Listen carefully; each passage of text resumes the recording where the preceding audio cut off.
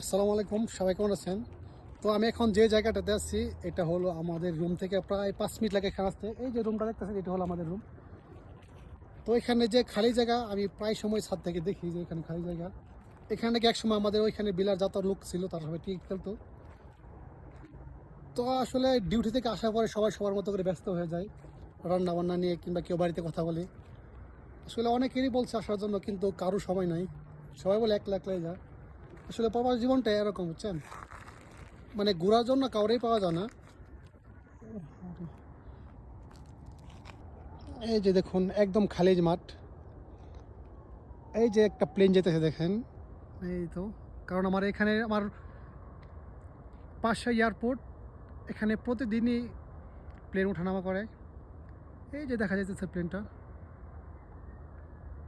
প্রবাসীদের সবচেয়ে স্বপ্নের যে জিনিসটা, এটাই হলো সেই বিমান।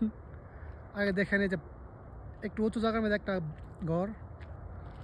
আসলে একলা একটা ঘুরতেছি তো।